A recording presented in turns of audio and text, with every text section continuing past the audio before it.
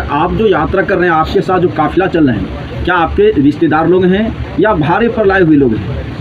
ये बात देखिए, मैं कुछ भी कहूँगा वो गलत होगा।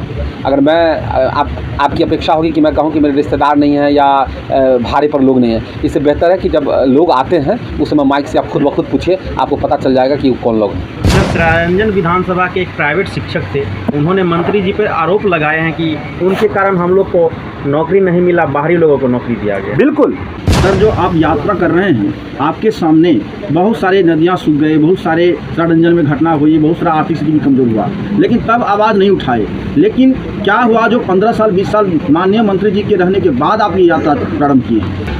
सर, सरायरंजन बचाओ परिवर्तन पद यात्रा का छठा दिन कैसा रहा सर? ये अच्छा रहा। आज सबसे ज़्यादा करीब 23.5 किलोमीटर हम लोग की यात्रा रहे। सर, पर डे काफ़ी ज़्यादा चलते हैं, सारी जितने भी जनता हैं उन सभी का जो समस्या है जान रहे हैं। उसी में से कुछ जनता कह रहे हैं कि कुणाल जी भर दिन तो कैसे चलते हैं पता नहीं, लेकिन फिर भी मुझे अंदाज़ है कि दिन रात में कुछ न कुछ मेडिसिन लेते हैं। देखिए, ये सब गलत बात है। मैं कोई नहीं, ऐसे ही चल रहा हूँ और लगातार चल रहा हूँ और लोगों से मुझे सकारात्मक ऊर्जा मिलती है। और जो लोग मिलते हैं उनका जो फीडबैक मिलता है, जिस खुशी के साथ, जिस उत्साह और सकारात्मक ऊर्जा के साथ मिलते हैं, वो बेहद खास होता है और वही मुझे एनर्जी देती है। और हम लगातार यात्रा कर रहे हैं और कहीं कोई समस्या नहीं है। शारीरिक रूप से थोड़ी बहुत समस्या पैर में हो जाती है, मगर ठीक है। सर, आप जो यात्रा कर रहे हैं, आपके साथ जो काफिला चल रहे हैं, क्या आपके रिश्तेदार लोग हैं या भाड़े पर लाए हुए लोग हैं? ये बात देखिए, मैं कुछ भी कहूँगा वो गलत होगा। अगर मैं आपकी अपेक्षा होगी कि मैं कहूँ कि मेरे रिश्तेदार नहीं हैं या भाड़े पर लोग नहीं हैं, इससे बेहतर है कि जब लोग आते हैं उस समय माइक से आप खुद ब खुद पूछिए, आपको पता चल जाएगा कि कौन लोग हैं। सर, आपके पद यात्रा के दौरान कुछ ऐसे गरीब लोग देखने के लिए मिले हैं जिनके घर फूस के हैं, इसके बावजूद भी जो है स्मार्ट मीटर जो बाँस के दिल्ली में लगाया, इस पर क्या कहना चाहिए? ये दरअसल 21वीं सदी के भारत पर झन्नेदार तमाचा, ऐसा तमाचा विकास का जो ढिंढोरा पीटा जा रहा है, उस पर इससे ज़बरदस्त तमाचा कुछ भी नहीं हो सकता है। बिल्कुल आप इसके बारे में सोचिए तो आपकी आंख में आंसू आ जाएगा कि वैसा घर जहाँ मीटर का वेट जो 1.5 किलो या 1 किलो होता है, वो वजन सहने के लिए उस टाटी में मतलब पावर नहीं है, ताकत नहीं है। इसके लिए एक बांस को खड़ा करके लगाया जाता है और उसमें ज़रा सोचिए को 1:30 बजे उसका ख़त्म हो जाता होगा रिचार्ज, तब वो क्या करती होगी, महिला क्या करती होगी, ज़रा सोच कर देखिए। और ये एक जगह नहीं है, एक तो उदाहरण है कि मेरे छोटे भाई सुमित जी ने वो दिलचस्प फ़ोटो लिया है। ऐसे दर्जनों जगह इस तरह की घटना है, इस तरह की बात है कि जहाँ सड़क नहीं है वहाँ स्मार्ट मीटर पहुँचा हुआ है। सरकार अपना पैसा लेने के लिए सबसे ज़्यादा तत्पर है, जिससे उसको कमाई हो, लेकिन लोगों को सुविधा देने के लिए सरकार तत्पर नहीं है। सर, जो आप यात्रा कर रहे हैं, आपके सामने बहुत सारे नदियां सूख गए, बहुत सारे सरायरंजन में घटना हुई, बहुत सारा आर्थिक स्थिति भी कमज़ोर हुआ, लेकिन तब आवाज़ नहीं उठाए। लेकिन क्या हुआ जो 15 साल 20 साल माननीय मंत्री जी के रहने के बाद आप ये यात्रा प्रारंभ किए? देखिए, मैं एक बात आपको कहता हूँ कि कोई चीज़ की ज़रूरत होती है। अगर अभी आपको प्यास नहीं लगी हुई है और मैं आपको पानी दूँ तो आप नहीं पिएंगे, तो फिर इसको मैं ये नहीं कह सकता हूँ कि मैंने आपको उस समय पानी दिया था तो आपने पानी नहीं पिया था। सवाल ये महत्वपूर्ण नहीं है कि मैं या कोई भी व्यक्ति नदी सूखने के संदर्भ में अभी सवाल उठा रहा है। महत्वपूर्ण ये है कि सवाल उठा रहा है क्या ये 4 नदियाँ माननीय जल शोधन मंत्री से का प्रभार जब से इनको मिला है, इसके बीच में नदियाँ सूखी हैं या नहीं सूखी हैं, ये तथ्य है, ये जाकर पता कर लीजिए। सवाल उठता है जब आप जल संसाधन मंत्री हैं, माफ़ कीजिए जल शोधन मंत्री हैं, और आपके पास प्रभार है कि सुबह का जल का संसाधन करना, व्यवस्था करना, और इसके बावजूद भी आपके क्षेत्र की नदियां सूख जाती है। इस पर सवाल क्यों नहीं पूछा जाना चाहिए और उस पर आपको उत्तर क्यों नहीं देना चाहिए? इसमें क्या गलत है? गलत टाइमिंग का है। अगर टाइमिंग का गलत ही है, टाइमिंग गलत है, कोई दिक्कत नहीं। सवाल तो सही है या सवाल गलत है? सवाल तो बिल्कुल माकूल है कि जब आप पूरे सूबे में जो जल प्रबंधन है उसकी जवाबदेही और जिम्मेदारी आपकी थी, तो आखिर क्या हुआ कि आपके रहते हुए आपके क्षेत्र की 4 नदियां सूख गई? आज मेरे मित्र, वैचारिक मित्र संजीवी इनकलाबी बता रहे थे कि पूरे बिहार में 40 नदियां सूखी हैं। इसका तो जवाब देना चाहिए कि 40 नदियां सूखी, कौन इसके लिए जिम्मेदार है, कौन इसके लिए जवाबदेह है, कौन इसका उत्तर देगा? अर्थ में इस सवाल पूछने में गलती क्या है? सर, क्षेत्र के कुछ लोगों का ऐसा कहना था कि सरायरंजन बचाओ यात्रा कर रहे हैं, सरायरंजन डूब रही थी क्या? बिल्कुल बिल्कुल सराय रंजन रहा था नहीं, डूब रहा नहीं था, सराय रंजन को लूटा नहीं जा रहा था, लूटा जा रहा है।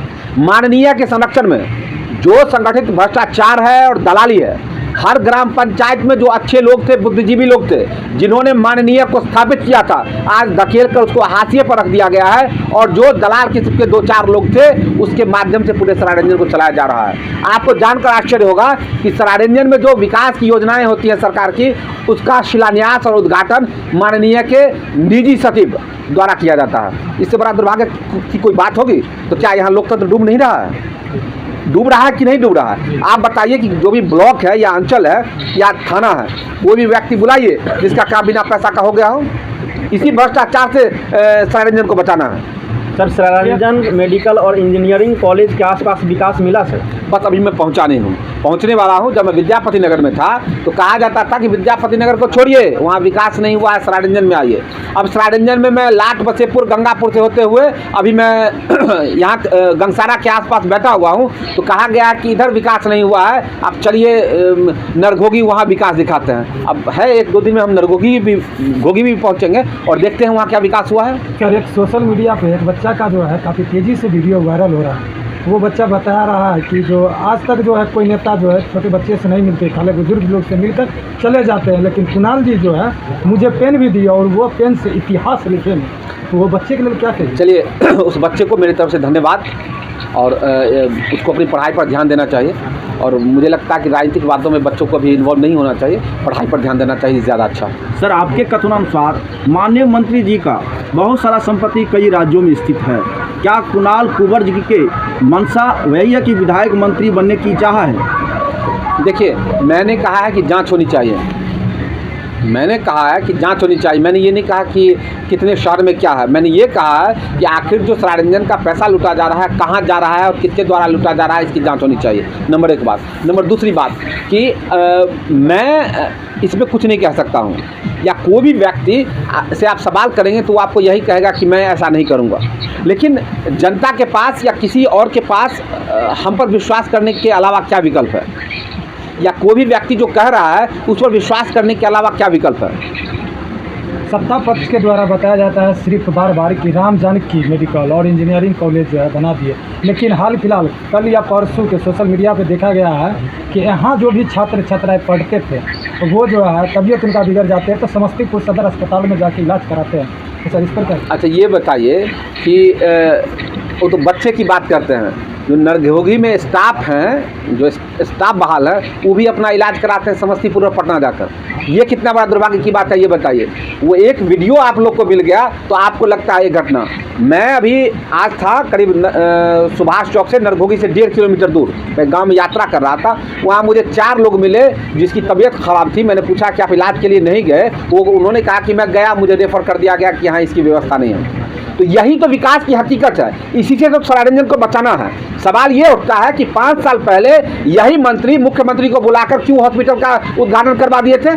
चुनावी लाभ लेने के लिए। अगर उस समय ठीक ढंग से हॉस्पिटल बनकर तैयार नहीं हुआ था तो उद्घाटन क्यों करवाया गया था? और बनकर तैयार हो गया था तो अभी वहाँ ठीक से इलाज क्यों नहीं हो रहा? सर, कुछ लोग मंत्री जी कह रहे हैं कि यहाँ पे सारे व्यवस्थाएं हैं हॉस्पिटल में, उसके बावजूद भी जो है सभी लोग जो है अदर जगह जाके इलाज करवाते हैं। ये क्या मंत्री जी झूठ बोल रहे हैं या सर? अगर ऐसा मंत्री जी बोल रहे हैं तो उससे उनसे बड़ा झूठा कोई दुनिया में हो ही नहीं सकता है। आप आइए मेरे साथ ना, हम तो आपको कह रहे हैं आइए मेरे साथ और चलिए, हम आपको दिखाते हैं, मरीज से मिलाते हैं। 5-6 मरीज हमको मिला है जो हमको बोला है कि भाई गए हैं वहाँ व्यवस्था नहीं थी, बोला गया कि अलग चले जाए इलाज कराने के लिए। आपसे मिले हैं? बिल्कुल, मैं यात्रा के दौरान लोग मिले हैं, कोई बीमार है, मैं पूछ रहा हूँ कि भाई बीमार हैं, आप इलाज नहीं कराए तो गरीब है, पैसा नहीं है, तो क्यों भाई यहाँ तो नरघोघी कॉलेज है, क्यों नहीं चले जाते इलाज करवाने के लिए? उन लोगों ने मुझे कहा। सर, कुछ लोग का कहना है कि आप क्षेत्र का समस्या को उठा रहे हैं, कहीं ना कहीं क्षेत्रवासियों को दिखा रहे हैं, इससे मंत्री जी को कोई फर्क पड़ने वाला नहीं। ये तो मैं कह ही रहा हूँ, बिल्कुल वो उनकी चमड़ी बिल्कुल मोटी चमड़ी है, और मोटी चमड़ी के लोगों को जल्दी इन सब चीज़ों से कोई असर नहीं होता है। और इसलिए मैं कहता हूँ कि आप अपने बच्चे को, अपने बेटे को, अपने भाइयों को चुनिए ताकि वो आपके सुख में, आपके दुख में वो संवेदनशील हो। सर, जो नेता बनते हैं वो हर नेता चुनावी टाइम में वादा करते हैं हम आपके बेटा हैं, बेटा समझ के हमको वोट कीजिए, हम आपके साथ रहेंगे, लेकिन जब चुनाव खत्म होता है तो 4 साल के लिए वो गायब हो जाते हैं, 5वां साल नजर आते हैं जब चुनाव होता है। इस पर आप क्या कहते हैं? देखिए, हम तो कोई वादा नहीं कर रहे हैं, हम तो कोई वादा ही नहीं कर रहे हैं। हम तो सिर्फ अभी सराय रंजन का यथार्थ सरायरंजन में जो विकास का ढिंढोरा पीटा जा रहा है उसी को ढूंढने के लिए निकले हैं कि भाई कहाँ सरायरंजन में विकास की गंगा है, एक आध 2 लोटा हम भी ले लें। हम इसी चक्कर में घूम रहे हैं और हम तो कोई जनता से वादा नहीं कर रहे। सर जब आप क्षेत्र में घूमते हैं तो ऐसा जनता का कहना होता है कि आप भी कहीं ना कहीं आप मिलने आए, आप समस्या को उठा रहे हैं, आपसे हम प्रसन्न है, बताइए हमको वोट कहाँ करना है और किस दिन पे करना है। देखिए अभी समय है, हाँ वोट का भी समय है। कल चुनाव नहीं होने जा रहा है या 1 महीना में चुनाव नहीं हो रहा है, लेकिन सबसे बड़ी और महत्वपूर्ण चीज़ ये है कि जो समस्याएं हैं, जो जल समस्याएं हैं, उसका समाधान होना चाहिए, वो ठीक होनी चाहिए। सर बीते कुछ दिनों से सरायरंजन में चोरी डकैती का बढ़ा है, तो आप जो काफिला लेकर चलते हैं, इस काफिले पर जाने अनजाने विरोधियों के द्वारा अगर हमला होता है, इसका सुरक्षा कैसे मिलेगा और इसका जिम्मेवार कौन होगा? देखिए एक चीज़ मैं बताता हूँ कि हमारे साथ जनता है और जिम्मेदार तो सिर्फ है स्थानीय विधायक है, मंत्री हैं, वो जिम्मेदार होंगे, दूसरे कौन जिम्मेदार होंगे? किसी सामान्य नागरिक को मेरे इस यात्रा से क्या लेना देना? उन्हें तो और थोड़ी सी खुशी मिलती है कि भाई कोई उनसे पूछने आ रहा है, नहीं तो एक सामान्य नागरिक को क्या समस्या है? समस्या स्थानीय विधायक को है। आपके पास इतने समस्या जो है पूरे सरायरंजन विधानसभा से आ रहा है, उस समस्या को आप कैसे निपटारा करेंगे? देखिए जो छोटी मोटी समस्याएं हैं, जो प्रशासनिक स्तर की हैं, वो तो मैं निपटा दूंगा, क्योंकि प्रशासन से काम करवाने का तरीका और प्रशासन को ठीक करने का तरीका तो मुझे बखूबी आता है। मैं प्रेम से भी काम करता हूं प्रशासन के साथ, और जब प्रशासन प्रेम से नहीं मानता है तो उनके सीने पर बैठकर भी मुझे काम कराना आता है। तो ये जो छोटा मोटा जो प्रशासनिक स्तर पर काम है, जो भ्रष्टाचार या उनके तानाशाही रवैये की वजह से पेंडिंग है, वो तो मैं करवा दूँगा। लेकिन जो नीतिगत बातें हैं वो निश्चित तौर पर कराने में थोड़ी सी दिक्कत होगी, तो मेरे पास वो पावर नहीं है कि नीतिगत में क्योंकि वहाँ पे काम जो है मनरेगा का जेसीबी और ट्रैक्टर से किया जा रहा है, तो उसके विरुद्ध आवाज़, सच्चाई को आवाज़ उठाए मुखिया, एक वही किया, उसके विरोध भी जो है काफ़ी लोग जो है गोली बंदूक की धमकी दे रहे हैं, उनके लेकर क्या कहेंगे? देखिए गोली बंदूक या कोई भी गैर लोकतांत्रिक तरीका कभी भी उचित नहीं है। अगर कोई गलत कर रहा है तो उसका प्लेटफॉर्म है, मनरेगा के पीओ हैं, मनरेगा के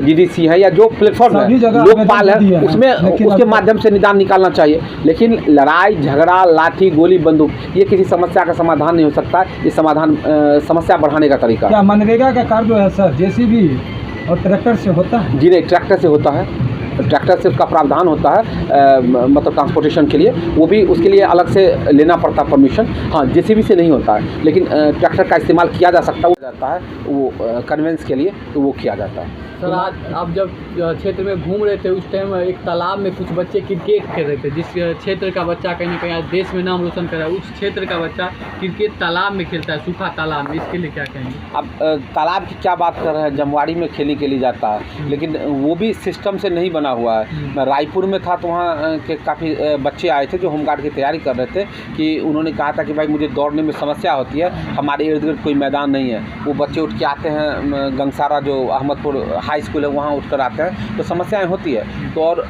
सिर्फ तालाब में बच्चे नहीं खेल रहे हैं, तालाब में तो कल बारिश होगी तो कुछ पानी स्टोर हो जाएगा। समस्या ये है कि जमवाड़ी वाया या चले जाइए बलान नदी गढ़ सिसे में, वहाँ भी बच्चे क्रिकेट खेलते हैं। सर जब यही बच्चे नाम रोशन करते हैं, नेताजी मंत्री जी कहते हैं कि हमारे क्षेत्र का बच्चा, उनको सम्मानित करते, एक फूल माला से करते, हमारा क्षेत्र हम लोग गौरवपूर्ण, मतलब गौरव का विषय है। बिल्कुल, सम्मानित भी ही नहीं करते हैं, वो पीठ पर भी, मैं क्या कहूँ, वो कहते हैं कि ऑक्सीजन जो है ना वो भी हम ही दे रहे हैं। वो कहते हैं रेल लाइन का जो विस्तारीकरण हुआ है हम ही कर रहे हैं, जो एनएच बना है वो हम ही कर रहे हैं। वो कह रहे हैं कि सरायरंजन में लोग सांस भी ले रहे हैं तो वो सिर्फ मेरी वजह से ही ले रहे हैं। ये उनकी पुरानी आदत है। मंत्री जी कह रहे हैं कि उनको जो है लखा नहीं दे रहा है विकास। मेरे बारे में अरे तो अच्छी बात है, मैं तो कह रहा हूँ कि आप आइए और मेरे साथ सरायरंजन पद यात्रा में शामिल होके और उंगली दिखाकर मुझे बताइए कि देखिए कुणाल, ये विकास हमने किया है, ये विकास हमने किया है। अगर उनको शर्म आती है मेरे साथ घूमने में, यथार्थ को देखने में, कोई बात नहीं, वो डेटा दें कि विकास का काम ये किया है। और वो डेटा नहीं होना चाहिए कि सड़क और पुल बनाया है। सड़क और पुल पूरे बिहार में बना है, जहाँ राजद के विधायक हैं वहाँ भी बना है, जहाँ बीजेपी के विधायक हैं वहाँ भी बना है, जहाँ वाम दल के विधायक हैं ये भी बना है। आप ये बताइए कि आपने विकास का कार्य क्या किया है, आइए और मेरे साथ चलिए। एक विकास किया है, आप मुझे संतुष्ट कर देते हैं तो हम आपके समर्थन में चले जाएंगे। इतने दिन से पद यात्रा में है, क्या सरायरंजन विधानसभा में विकास हुआ या नहीं हुआ? अभी तक जहाँ तक मैं घूम रहा हूँ मुझे विकास कहीं नहीं दिखाई दिया है। हाँ, जो रूटीन वर्क है और वो भी जो मुख्य सड़कें हैं, आप चले जाइए रायपुर में ऐसे आधा दर्जन सड़क है, आप गंगसारा में चले जाइए ऐसी सड़कें हैं जो जिसका निर्माण नहीं हुआ है, लोग परेशान हैं उसको लेकर। कहीं सड़क है जो RWD के हिस्से में है, वहाँ नाला का निर्माण नहीं हुआ है, वहाँ ग्राम पंचायत नाला निर्माण नहीं कर सकती है, तो कौन ये कोऑर्डिनेट करेगा, कौन किसकी जवाबदेही है कि वहाँ नाला निर्माण करने के लिए NOC या तो ग्राम पंचायत को दे या RWD से नाला का निर्माण करवाए? ये किसकी जवाबदेही है, किसकी जिम्मेदारी है? तो सवाल उठता है कि जो मुख्य सड़कें हैं निश्चित तौर पे वो है, इसमें कहीं डिनाई नहीं किया जा सकता है कि सड़कें अच्छी है जो मुख्य सड़कें हैं, कोई इसमें कोई शक नहीं, मैं इस बात को स्वीकार करता हूँ। नल जल का जो पाइप है सर, तो वो JCB से रोड के साइड में तोड़कर और पाइप बिछाया जा सकता है। ये सरायरंजन बचाओ पदयात्रा के बाद जो शर्मसार करने वाली स्थिति और डेटा सामने आया है उसको ढकने के लिए ये जैसे तैसे काम किया जा रहा है। अब इसका नतीजा फिर 1 साल के बाद दिखेगा। फिर ये जो पानी जो जल्दीबाजी में बिना किसी होमवर्क के ये पाइपलाइन बिछाया जा रहा है और उसका टेंडर माननीय के इर्द गिर्द के लोगों को दिया जा रहा है, फिर वो साल 6 महीना में चुनाव के बाद खराब होगा जिसका खामियाजा लोगों को भुगतना पड़ेगा। सर, सरायरंजन विधानसभा के एक प्राइवेट शिक्षक थे, उन्होंने मंत्री जी पर आरोप लगाए हैं कि उनके कारण हम लोग को नौकरी नहीं मिला, बाहरी लोगों को नौकरी दिया गया। बिल्कुल एकदम सही बात है। आज सरायरंजन विधानसभा में ऐसे सैकड़ों टीचर होंगे जो उत्तर प्रदेश के हैं, हरियाणा के हैं, दिल्ली के हैं, मुंबई के हैं, लेकिन माननीय को जवाब देना चाहिए कि बिहार के कितने बच्चे झारखंड में, उत्तर प्रदेश के स्कूलों में, सरकारी स्कूलों में नौकरी करते हैं और बंगाल के स्कूलों में नौकरी करते हैं। ये माननीय को जवाब देना चाहिए। और मैं फिर कहता हूँ चाहिए, अगर बिहार का जो संसाधन है उस पर बिहार के युवाओं का अधिकार नहीं होगा तो बाहर के युवाओं का भी अधिकार नहीं हो सकता है। और सरकार को डोमिसाइल नीति लागू करना चाहिए, इसमें कोई शक नहीं, इसमें कोई सवाल जवाब नहीं होना चाहिए। सरायरंजन की जनता अगर आपको चुनकर विधानसभा में भेजने का काम करेंगे तो सबसे पहले सरायरंजन विधानसभा में युवा के लिए क्या कीजिएगा? देखिए, सबसे पहले तो है कि ज़बरदस्त, जोरदार और जिंदाबाद तरीके से ये सवाल विधानसभा में गूंजेगा कि डोमिसाइल नीति लागू किया जाना चाहिए।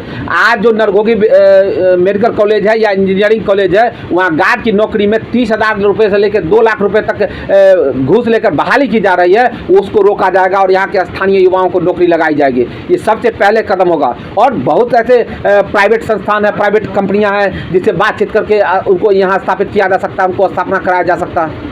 सर, जब आप क्षेत्र में भ्रमण